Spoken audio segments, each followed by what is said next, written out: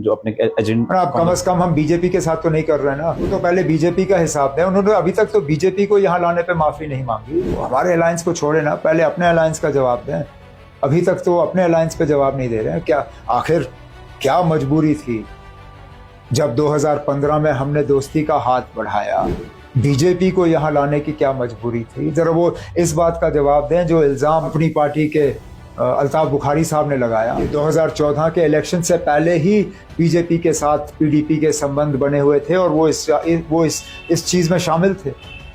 हमारा अलायंस छोड़िए ना, अब हमारा तो सबके साथ। अब दिल्ली की बनी हुई पार्टियां यहाँ ज्यादा देर चलती नहीं है और ये सिर्फ उन्हीं का हाल नहीं। अब आप डीपी वो क्या है, एपीडीपी डीपी एपी आजाद साहब की पार्टी, उनका हाल देखिए ना। उन्होंने आपको चैलेंज किया है कि डेट एंड वेन्यू और टाइम सेलेक्ट करें जहां आना, मैं बहस करने को तैयार हूँ। वो कौन है मुझसे बहस करने वाले? 370 के बाद क्या बदलाव हुए? अरे तरुण चुग है कौन?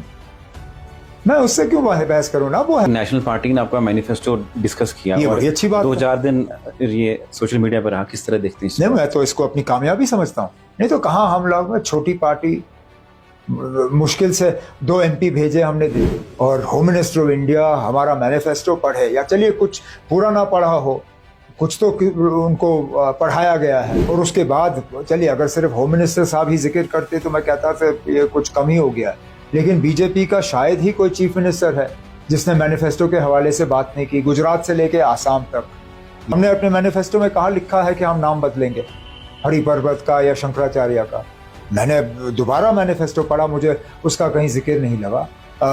बीजेपी ने कहा कि हमने अपने मैनिफेस्टो में लिखा है कि हम रिजर्वेशन का सिलसिला जो है वो खत्म करेंगे। हमने कहाँ कहा है कि हम रिजर्वेशन खत्म करेंगे? सवाल आपसे पूछे, बीजेपी ने 10 सवाल पूछे, वो मुझसे नहीं पूछे, कांग्रेस से पूछे, लेकिन उन्होंने चुप्पी साधी। क्या आपको लगता है कि कांग्रेस ने जवाब देना मुनासिब नहीं समझा? कांग्रेस हमारे मैनिफेस्टो पे जवाब क्यों दे?